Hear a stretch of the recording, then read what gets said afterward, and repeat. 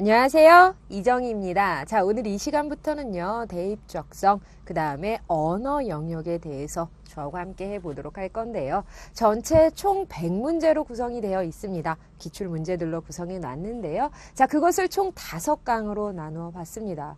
뭐 3강, 4강 해볼 수는 있겠지만 너무 많은 시간 좀 길게 하다 보면 많이 지치실 것 같아서 가볍게 20문제씩 총 5강으로 구성해 봤고요. 자, 오늘은 첫 번째 시간입니다. 오늘은 문제 1번부터 한번 해보도록 할 건데요.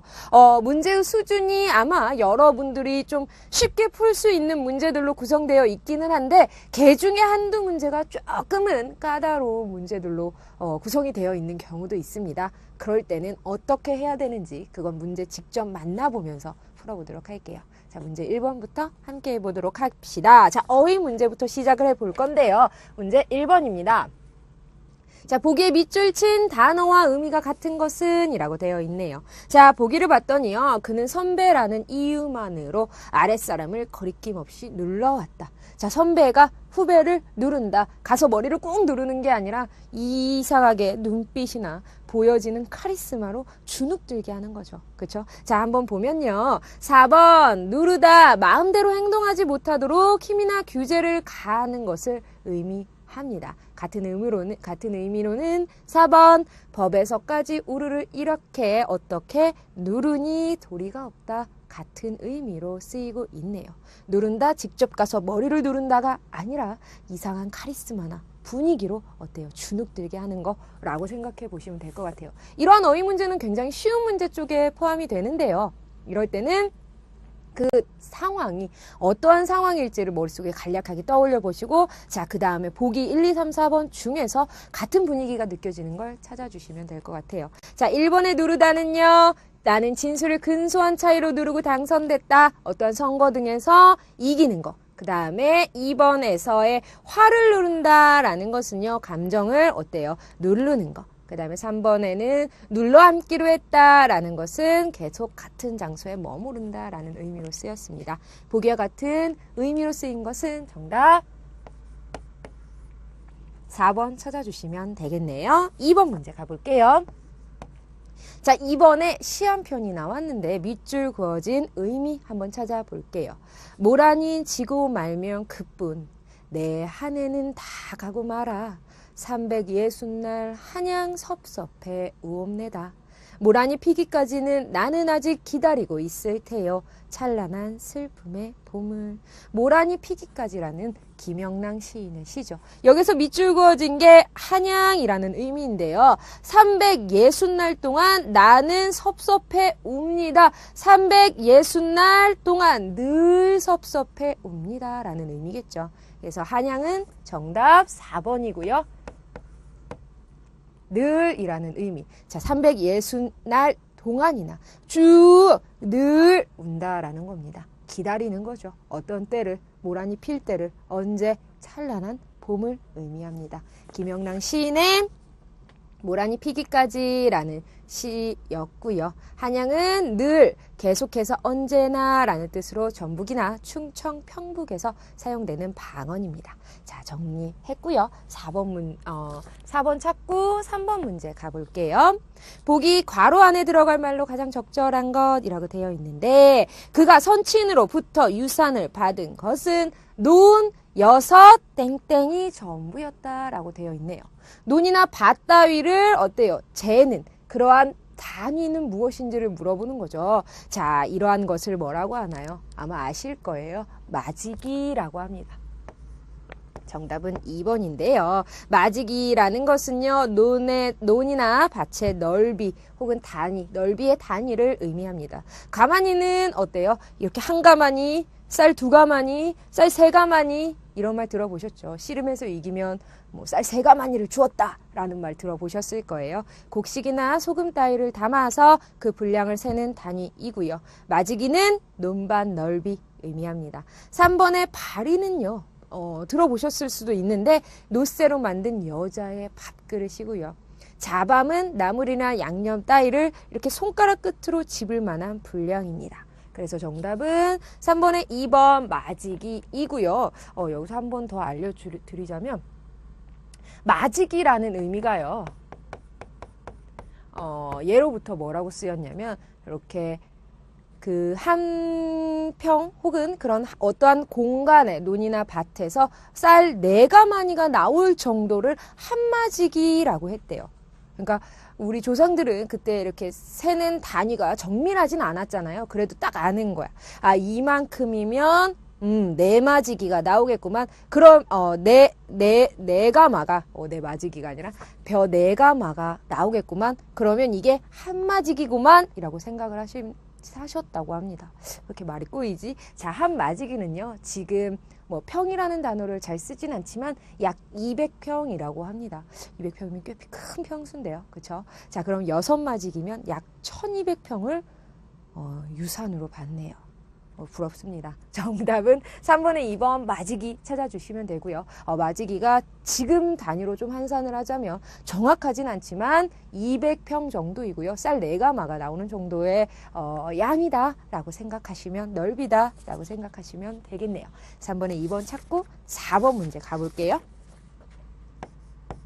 자, 4번을 보도록 하겠습니다. 보기에서 밑줄 친 단어의 의미는 이라고 되어 있는데, 어머니는 영이 앞으로 다가 앉으며 재우쳐 물었다 라고 되어 있는데, 재우치다 라는 의미인데요. 재우치다 라는 것은 몰아치거나 재촉하다 라는 의미입니다. 어머니가 영이 앞으로 가서 뭔가를 좀 확실하게 묻고 싶은 게 있으셨나 봐요. 그래서 정답은 4번이고요. 무슨 의미? 빨리 몰아치거나 재촉하다 라는 의미입니다. 재우치다. 알아두시면 좋겠네요. 5번 문제 가볼게요. 5번에 봤더니 기역에서 디귿에 들어갈 낱말들을 바르게 짝지은 것은 이라고 되어 있습니다. 기역, 니은, 디귿. 자, 선생님은요, 이러한 문제를 풀 때 물론 정확하게 기역이 뭐고 니은이 뭐고 디귿이 뭔지 정확하게 답을 안다면 쉽게 보기에서 찾을 수 있겠지만, 꼭 이런 문제는요, 3개 중에 하나 정도는 조금 헷갈리게 해놓는 경우가 있습니다. 그래서 저는 어떻게 하냐면요, 물론 여러분들이 많은 노하우를 알고 계시겠지만 이렇게 1, 2, 3, 4, 5 중에서 기역, 니은, 디귿에 알맞는 걸 써라. 근데 제가 봤을 땐 기역에 어떤 내용은 꼭 맞는 것 같아. 사과라는 답은 꼭 맞는 것 같아요. 그러면 저는 이렇게 과감하게 그어버립니다. 그리고 정답은 1, 2, 3번 안에 있겠죠. 그리고 나머지 니은 맞춰보고 디귿 맞춰보면서 하나하나 이렇게 판단합니다. 그럼 정답은 2번이 되겠죠. 제가 이게 실수하지 않는 방법 중에 하나거든요. 그러니까 여러분들은 이런 방법은 어떠실지 한번 생각해 보세요. 1번부터 볼게요. 자, 기억 봅시다. 아마도 형은 앞날을 내다볼 줄 아는 무엇? 해안이 들어가야 되겠죠. 해안이라는 건 사물의 본질을 꿰뚫어 보는 안목과 식견입니다. 자, 기억에는 해안 들어가야 합니다. 우선 1번과 2번 동그라미 쳐주셔야 되겠네요. 3번 명언, 4번 명언이라고 나와 있는데, 명언이라는 것은 밝을 명자, 말씀 원자, 분명히 말한다 라는 의미입니다. 우선 3번, 4번은 정답에서 나가. 그래서 1번, 2번만 보고 생각하시면 되는데, 자, 1번, 2번에 디귿을 보니까 개정이라고 되어 있네요. 그러면 디귿의 정답은 개정이 확실하죠. 그렇죠. 디귿 한번 볼까요? 위헌 법률 조항에 무엇을 통해 선의의 피해자를 구제해야 된다라고 나와 있는데, 개정이겠죠. 개정이라는 것은 고쳐 바르게 한다라는 의미입니다. 선생님 개선도 뭔가를 고쳐서 바르게 한다라는 의미 아닌가요? 라고 생각할 수도 있는데, 개선이라는 것은 잘못된 것이나 부정한 것을 그 다음에 고쳐서 더 잘 나아갈 수 있게 바꾸는 건 마찬가지입니다. 하지만 정치적인 법률이나 어떠한 조항들을 다룰 때는 개정이라는 말을 쓰고요. 개선은 개인적인 차원에서, 그래서 수정이나 정정과 같은 의미로 사용을 합니다. 그래서 디귿에는 개정이고요. 자, 니은 마지막 활용해 봐야 되겠죠. 확인해 봐야 되겠죠. 민주국가에서의 권력은 무엇을 견제하는 장치가 필요하다라고 되어 있는데, 민주국가에서의 권력은 어때요? 균등해야 되죠. 그래서 여러 가지 기간을 둬서 서로 견제하게끔 하는데 무엇을 막기 위해서인가요? 함부로 쓰는 거. 그쵸? 한 기관에서 독점하는 걸 막기 위해서입니다. 그래서 니은에서는 남용이라고 해야 됩니다. 남용이라는 것은 함부로 씀이라는 의미이고요. 오용이라고 되어 있는 건 잘못 사용하는 겁니다. 함부로 쓰는 것과 잘못 사용하는 것은 엄연히 의미가 다르겠죠. 그렇기 때문에 정답은 해안, 남용, 개정 정답 2번 찾아주셔야 되겠네요. 2번 찾아주시면 되겠고요. 개정과 개선 다시 한번 분명하게 명확하게 정리해 두셔야 됩니다. 개정이라는 말을 대부분 정치적이나 법률적인 조항에서 많이 사용한다라는 것까지 알아두시면 되겠네요. 5번 정리하고 6번 넘어갈게요. 6번에 봤더니 다음 예문에 사용된 오르다의 유의어, 반의어를 정리한 것으로 적절하지 않은 것이라고 되어 있는데 이런 문제를 보실 때는요. 그렇죠. 어떠한 문장에서 쓰였는지 기본 문장을 보시고요. 이 의미가 어떤 의미인지 머릿속으로 그려보시면 쉽습니다. 자, 1번부터 볼까요? 차에 오르다, 차에 오르다, 차를 들거나 하는 것이 아니라 차에 오르다, 내 몸을 거기에 맡기는 거죠. 타다라는 의미 맞고요. 그렇죠? 타다 그러면 어때요? 타는 것의 반대는 내리다가 맞겠네요. 자, 차에 오르다의 오르다는 탈 것에 타다라는 의미고요. 자, 기세가 오르다.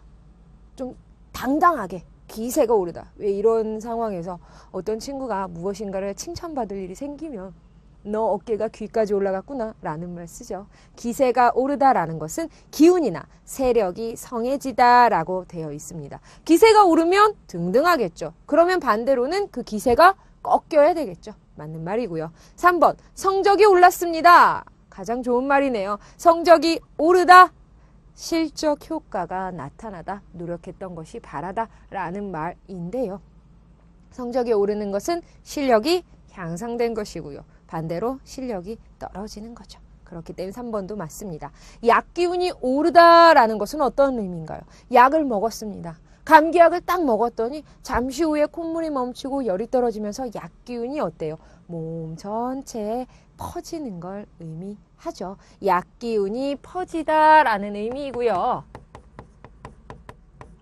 비슷한 말로는 약 기운이 돌다. 반의어로는요. 약 기운이 떨어지다 라는 의미가 맞겠네요. 상승하다 내려가다는 아닙니다. 6번의 정답은 4번 찾아주시면 되겠네요. 6번 잘 찾고요. 그 다음 7번 문제 가볼게요. 자, 보기의 뜻을 모두 나타낼 수 있는 말이라고 되어 있는데 7번 역시 봅시다. 하나하나 넣어보시면 될 것 같아요. 약해지거나 뒤처지게 되다. 미리 처리하지 못한 일이 쌓이다. 차들이 몰려 빨리 움직이지 못하다. 힘이나 실력에서 상대방에게 뒤처지다. 이러한 말을 무엇이라고 하나요? 바로 밀리다 라는 말로 사용할 수 있죠. 나머지 붙이다, 막히다, 그치다 하나하나 넣어보시면요. 셋 중에, 4개 중에 뭐 한 2개만 맞는 것도 있고요. 하나만 맞는 것도 있습니다. 이 상황에 말을 맞춰보시고 하나하나 재주시면 될 것 같아요. 7번에 2번 찾고요. 8번 가볼게요. 다음 중 낱말의 뜻풀이가 바르지 않은 것. 가는 김 없다. 할머니들이 많이 말씀하시죠. 작은 소리를 잘 알아들이지 못할 정도로 귀가 조금 먹다라는 의미이고요. 2번 대수롭다라는 것은요. 어떤 의미예요? 중요하게 여길 만하다. 대수롭다. 중요하게 여길 만하다. 하지만 하찮게 여길 만하다라는 뜻은요. 대수롭지 않다라는 의미입니다. 그렇기 때문에 잘못 연결된 것은 2번이 맞겠네요. 신압으로 모르는 사이에 조금씩 옴짝달싹 몸을 아주 조금 움직이는 모양입니다. 8번의 정답 2번 찾고요. 9번 문제 가볼게요. 보기에 밑줄 친 단어의 뜻풀이로 잘못 짝지어진 것.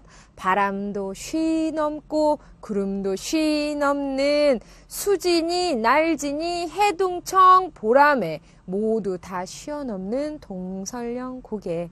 우리 임 왔다 하면 나는 발벗고 아니 쉬어 넘어가련만 어찌하여 못 가는고.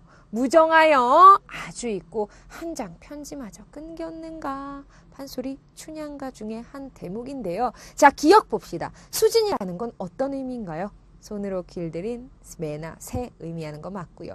날진이는 산에서 자라 여러 해를 묵은 매나 새매입니다. 해동청은 송골매를 달리 이르는 말 맞는데 4번 보라매가 틀렸습니다. 보라매는요, 태어나자마자 집에서 기르는 애완용 새나 매가 아니라 보라매는요, 먼저 4번 해주시고요. 보라매는 5월 정도에 태어납니다. 새가 딱 태어나면 어때요? 이 새들은 아기 새니까 우선은 좀 커야 되겠죠. 그러면 어때요? 곧 가을, 겨울이 다가오죠. 그러면 어미는 생각합니다. 얘한테 사냥을 좀 가르쳐야 되겠는데? 왜? 겨울을 날려면. 안 그러면 자연은, 더군다나 이 자연 생태계는 먹고 먹히는 관계가 굉장히 심하기 때문에 안 그러면 큰일 나잖아요. 그래서 사냥을 가르칩니다. 그래서 어미가 딱 데리고 사냥을 배우게 하려고 데리고 딱 나가고 어느 정도 배웠다 싶어서 겨울에 너 이제 네가 먹을 것 한번 구해야 봐 했는 그 순간에 사람한테 잡혀서 그러한 매를 길들여진 매입니다. 그러니까 이제 막 사냥을 막 시작한 그러한 매를 보라매라고 합니다. 보라매 역이 아니라 보라매라고 하죠. 붙잡혀서 길들여진 매, 그런데 사냥을 배운 뒤에 겨울을 나려고 왔다가 붙잡혀진 그러한 매를 보라매라고 합니다. 그렇기 때문에 애완용은 아니겠죠. 그래서 정답은 4번 찾아주시면 되겠네요.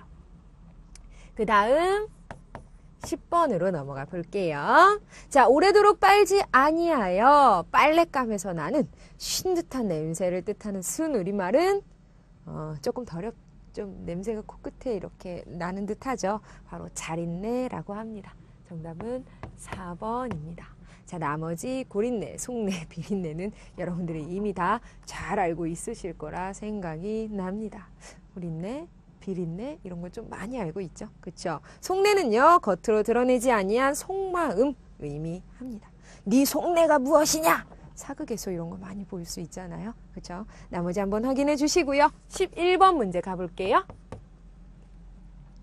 왼쪽과 같은 관계가 되도록 할 때 괄호 안에 들어갈 가장 알맞은 말. 그러면 간섭과 개입이 어떠한 의미인지, 어떠한 관계를 취하고 있는지부터 봐야 하겠네요. 간섭이라는 것은 어떠한 의미인가요? 직접 관계가 없는 남의 일에 부당하게 참견하는 거고, 개입은요, 자신이 직접적인 관계가 없는 일에 끼어든다. 그럼 이 두 친구의 의미, 어떠한 관계? 바로 유의 관계이구나 라는 거 알 수 있습니다.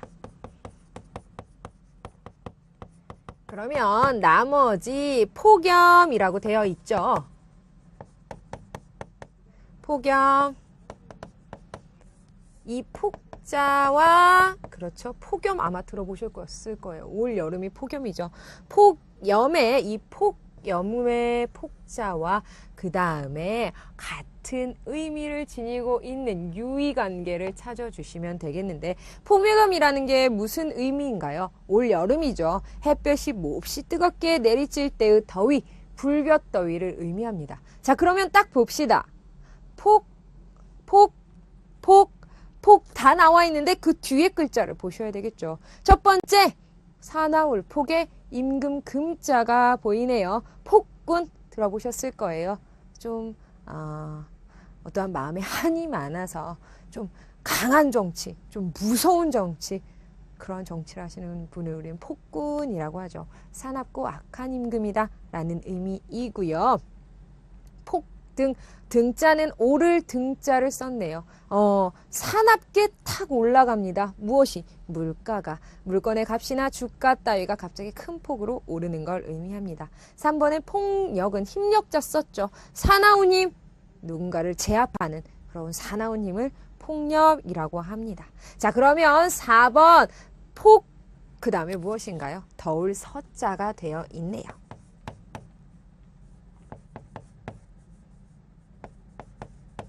이렇게 되어 있는데 더울 서자가 되어 있습니다. 폭서라고 한데요. 불볕더위를 의미합니다.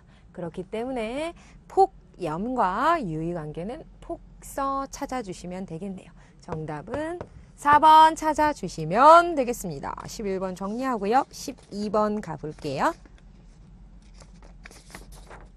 12번입니다. 자, 보기에 나타난 단어의 관계가 다른 것. 자, 그럼 보기가 어떤 관계인지 찾아보면 되겠는데, 권투, 격투기라는 관계입니다.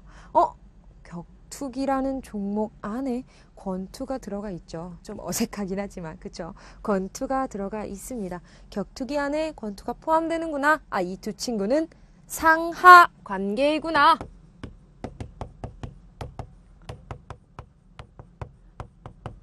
자, 그러면 문제 상하 관계가 아닌 것 찾아보면 되는데, 글자 안에 한글 들어가고요. 회화 안에 민화 들어갑니다. 포유류 안에 고래 들어갑니다. 하지만 외국인 안에 한국인 들어가나요? 말도 안 되죠. 외국인과 한국인은 서로 반의 관계입니다. 그래서 12번의 정답은 1번 찾아주시면 되겠네요. 그 다음에 13번 가볼게요.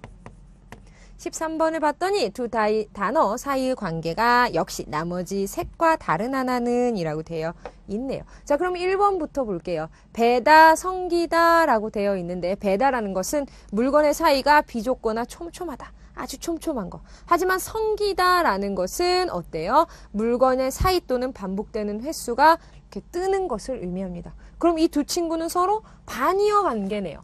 1번은 반이어입니다.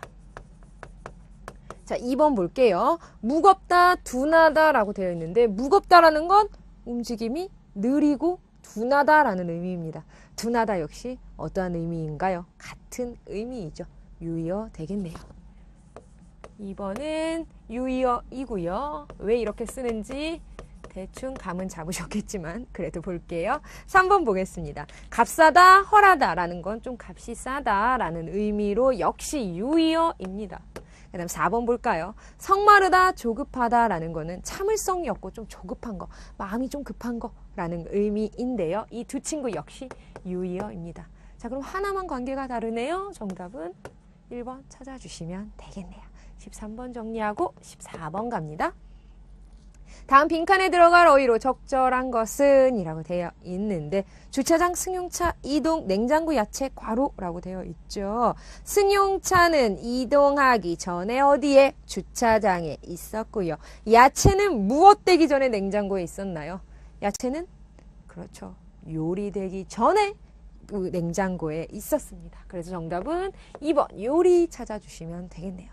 굉장히 쉬운 문제였습니다. 문장 만들어 보시고 이 문장과 같은 식으로, 같은 방식으로 밑에 것도 만들어 주신다면 괄호 안에 있는 말 쉽게 찾을 수 있으실 거예요. 15번이요. 다음 빈칸에 들어갈 말은 이라고 되어 있는데, 자, 딱 봤더니 땡땡 나와 있고 같다 라는 의미가 나와 있습니다. 자, 그러면 여기에 있는 단어와 여기에 있는 단어의 관계는 같습니다. 여기에 있는 단어와 여기에 있는 단어의 관계와 서로 같다 라는 의미이죠. 자, 볼까요? 프랑스 혁명에는요, 프랑스 혁명 시대에는요, 계몽사상이 빈번했고요. 아하, 그렇다면 르네상스 시대에는요, 어떠한 사상이 성행했을까요? 라는 겁니다. 시대와 사상의 관계이구나. 이거는 이 규칙을 알아도 어떤 사상이 성행했는지를 모른다면 좀 어려울 수 있는데요. 이번에 나온 김에 알아갑시다. 자, 첫 번째 봅시다. 르네상스에는요, 르네상스 시대에는요, 휴머니즘 많이 들어보셨죠? 이경규 MC님께서, 저는 이경규 아저씨라고 평소에는 그러지만 이제 공적인 이런 자리에서는 이경규님께서, 그렇죠? 항상 자기는 휴머니즘 강조하시죠. 무엇인가요? 사람을 사랑한다 라는 의미로 쉽게 생각하시면 됩니다. 너무 깊게 들어가시면 사상까지, 시대까지, 몇 년도부터 어떻게 발달하고 어떻게 성행했는지까지 간다면 우린 지금 이게 역사 시간이 되어버리기 때문에 간단하게 쉽게 정리할게요. 그렇다고 이렇게만 알아두시면 안 되고요. 이것은 단순히 이 문제를 풀기 위한 해설이기 때문에 이렇게 쉽게 알아두는 대신에 진짜로 배울 때는 좀 깊게 알아두신다면 더욱더 좋겠죠. 휴머니즘은요, 어떤 것이냐면요, 사람을 좀 사랑하는, 인간의 라는 의미로 생각하시면 되겠습니다. 1번 낭만주의는요. 18세기 말에서 19세기 중엽까지 유럽 전역과 그 문화권인 남부 아프리카에 전파된 문예샤조 예술운동이라고 되어 있고요. 그 다음 민족주의는요. 우리나라에도 있었어요. 기억나실 거예요. 민족의 기반을 둔 국가의 형성을 지상 목표로 합니다. 그러니까 무엇일까요? 우리가 좀 남에 의해서 이렇게 정치를 당하고 있었을 때 우리가 우리 스스로 우리 주권을 찾자라는 것, 그걸 의미합니다. 이를 창건, 유지, 확대하려고 하는 민족의 정신 상태나 정치 원리 또는 그 행동을 의미합니다.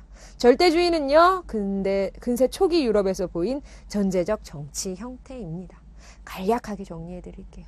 모든 걸 다 아우를 수는 없겠지만 이런 식으로라도 좀 그때그때 알아두시고 난다면 좀 다음에 문제 푸실 땐 좀 수월하시겠죠.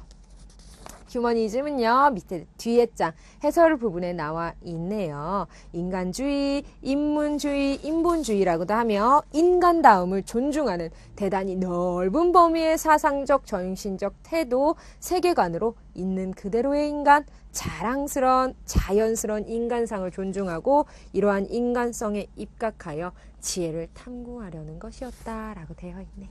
휴머니즘, 휴머니즘 이렇게 어쨌거나 이런 사상들은 외국어 어원하고 좀 관련이 있기 때문에 그런 것과 좀 관련 지어서 좀 알아두신다면 좀 더 쉽게 이해하실 수 있을 것 같아요. 그 다음 정답, 그러니까 2번 휴머니즘 찾아주셔야 되겠네요. 16번 가볼게요.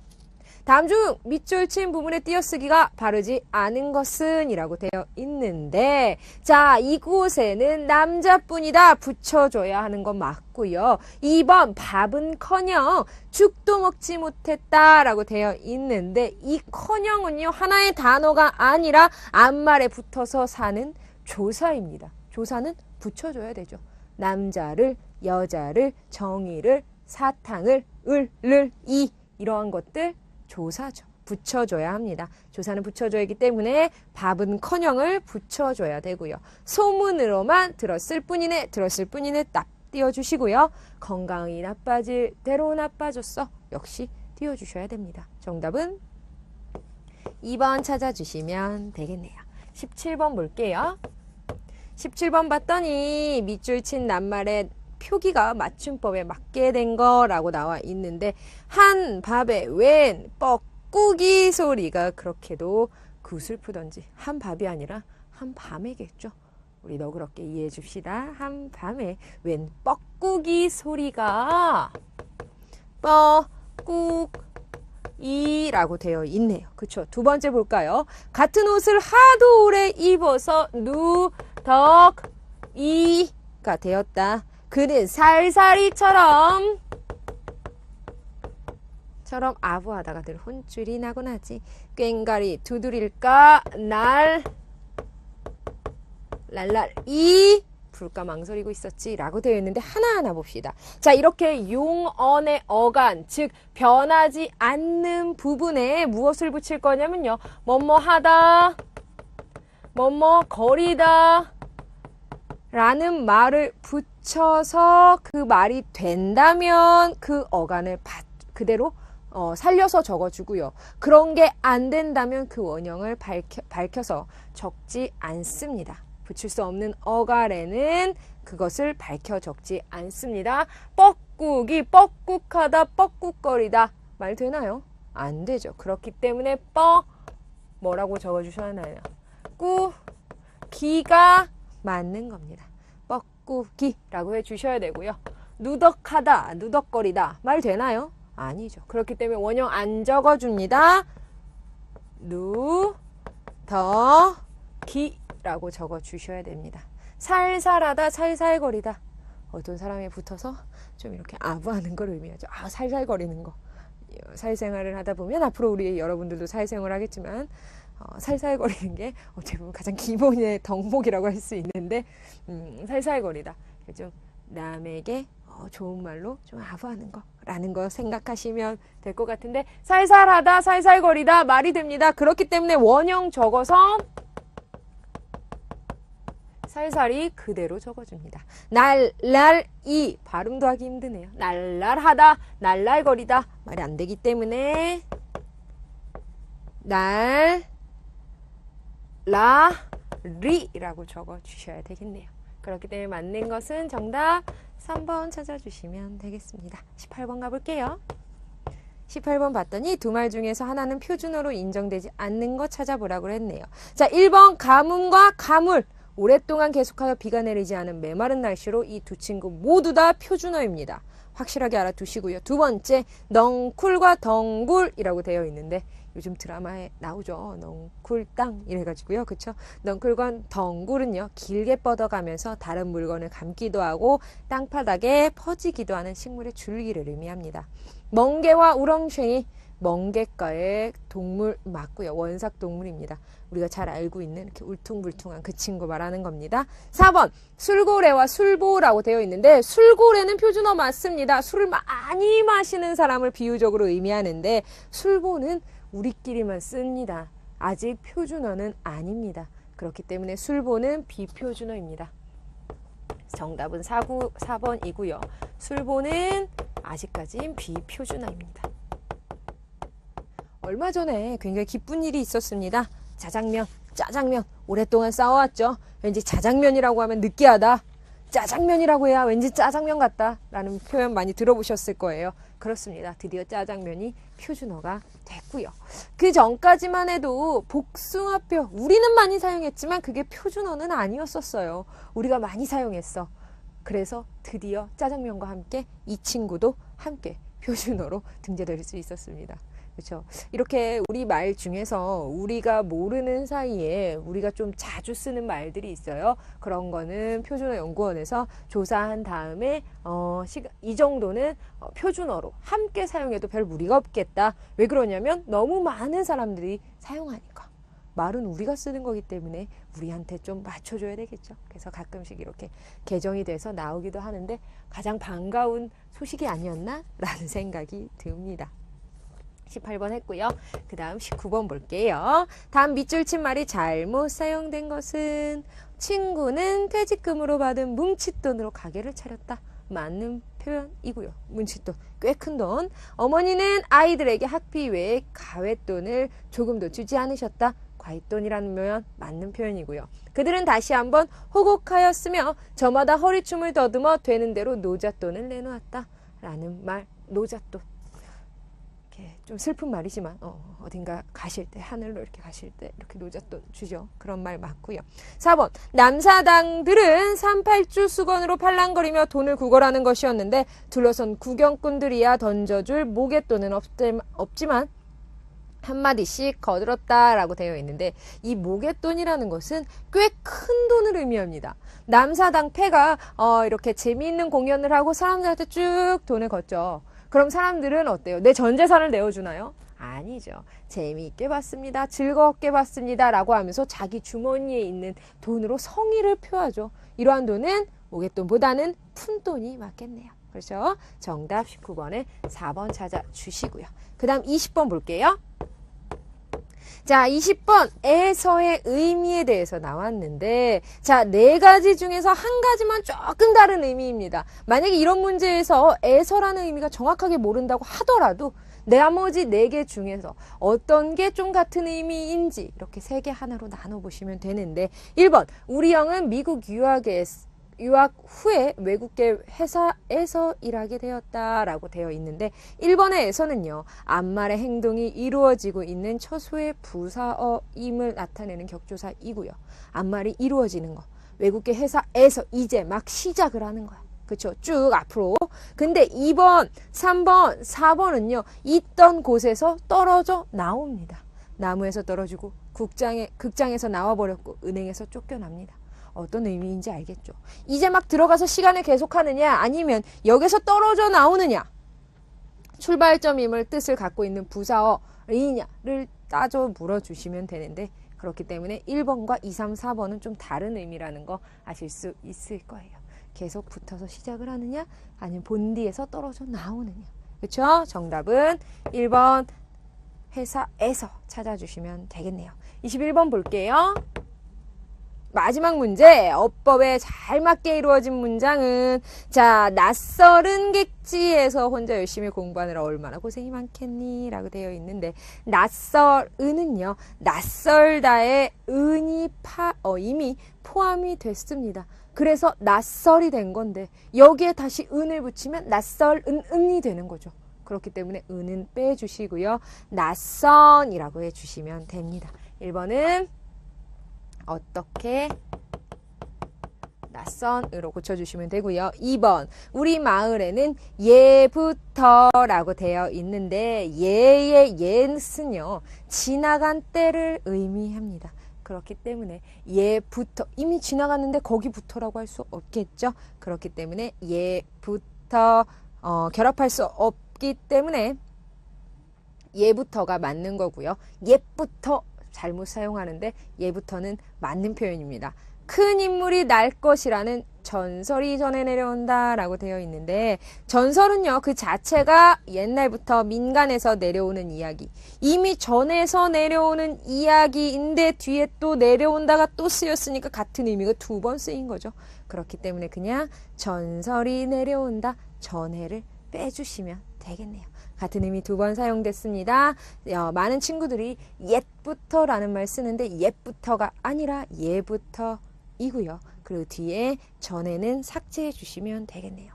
3번 볼게요. 뜻하지 않은 실수로 얼마나 겸연쩍던지 쥐구멍에라도 들어가고 싶었어. 별로 잘못 이루어진 문장 없고요. 4번 이른바 황금 시간대라고 불리는 토요일 저녁 시간에는 광고를 찾기 어렵다라고 되어 있는데 불리는 것은 사람과 사람 사이입니다. 이렇게 보이지 않는 것, 추상적인 것은 일컫는이 알맞습니다. 그렇기 때문에 정답은 21번에 3번 찾아주시면 되겠네요. 자, 오늘은 첫 강의였고요. 생각보다 좀 문제가 많긴 했었습니다. 어휘 쪽이라서 우리들이 좀 알아봐야 될 내용들이 많이 있었는데요. 다음 시간에 어떤 내용들이 나올지 모르겠네요. 다음 문제 꼭 풀어 오시고요. 저하고는 다음 2번째 시간에서 계속해서 문제 22번부터 풀어보도록 할게요. 고생 많으셨어요.